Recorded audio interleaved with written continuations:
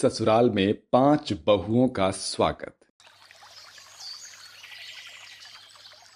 लता के 5 बेटे थे। वो अपने 5 बेटों के लिए सर्वगुण संपन्न या कहें कि 36 गुणों वाली बहुएं ढूंढ रही थी और इसलिए उसने आज तक अपने बेटों की शादी नहीं की थी। इस बात पर उसका पति श्याम उससे कहता है, अरे भाग्यवान, अब तुम अपने बेटों की शादी कब कराओगी? उनकी शादी करने की उम्र निकल जाएगी तब, या फिर उन्हें कुंवारा ही मारने का सोच रही हो? अरे ये आप कैसी बातें कर रहे हैं? आखिर मैंने ऐसा क्या कर दिया? मैं तो बस अपने बच्चों के लिए अच्छी लड़कियां ही तो देख रही हूँ। अब इसमें नहीं मिल रही तो मैं क्या करूँ? लता, जैसी तुम बहुएं ढूंढ रही हो वो बहुएं सतयुग के समय नहीं मिलती है। अरे 36 गुणों वाली आज के दौर में ये कलयुग का दौर है, कहाँ से मिलेगी? अरे लड़कियां, औरतें सिर्फ और सिर्फ मॉडर्निटी की ओर भाग रही हैं। इस कलयुग के समय में तुम्हें इतनी संस्कारी बहुएं मिलना तो बहुत मुश्किल है। देखिए, मुश्किल है लेकिन नामुमकिन तो नहीं है। वैसे भी मैं कल पंडित जी के घर जाऊंगी।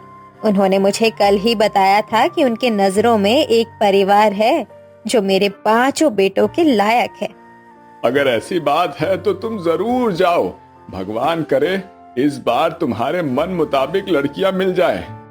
हाँ हाँ ठीक है। इस तरह से लता अपने पति की बातों पर मुंह फुलाकर वहां से चली जाती है और अगले दिन वो अपने बेटों के रिश्तों की बात करने के लिए पंडित जी के घर जाती है। आइए आइए लता जी, कैसे आना हुआ आपका?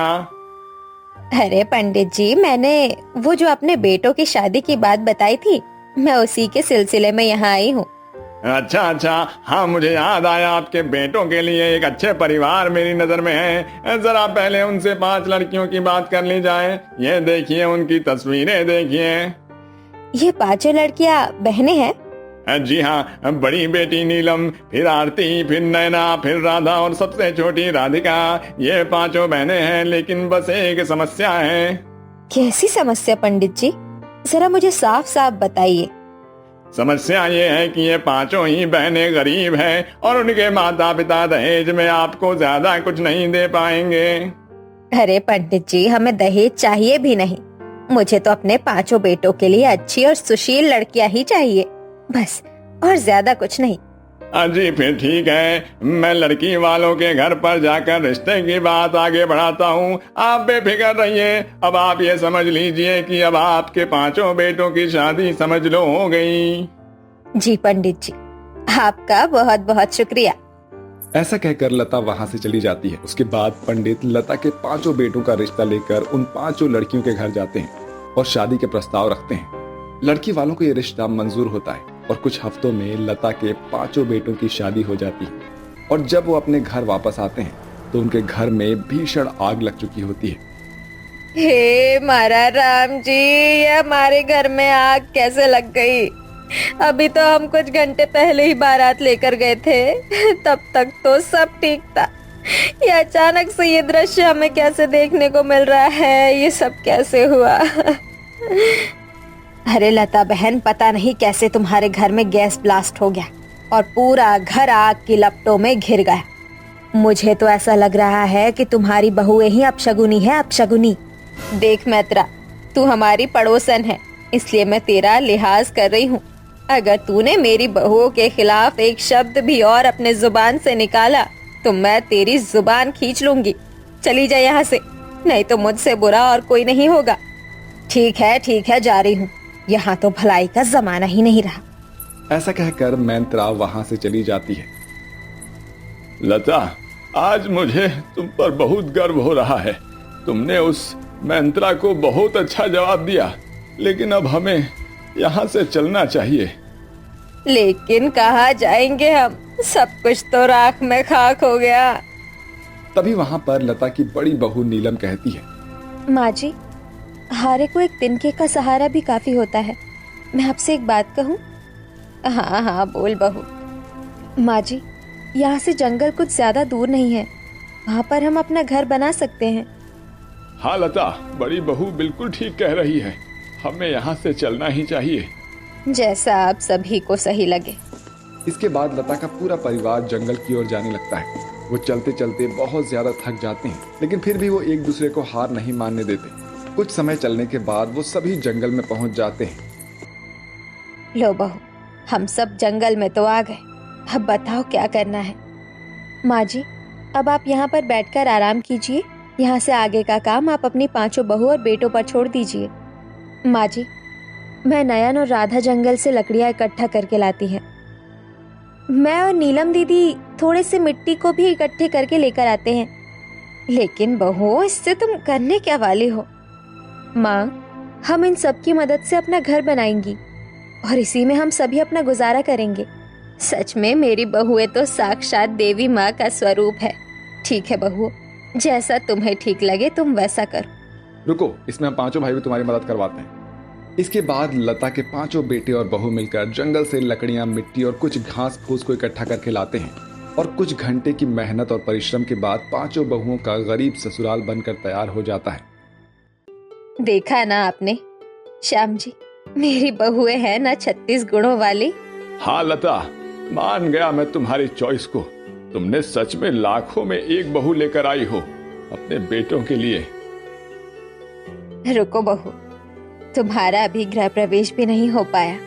इस मिट्टी के घर में मैं तुम्हारा अच्छे से तो गृह प्रवेश नहीं कर सकती, लेकिन जो है मेरे पास उससे तो कर सकती हूँ।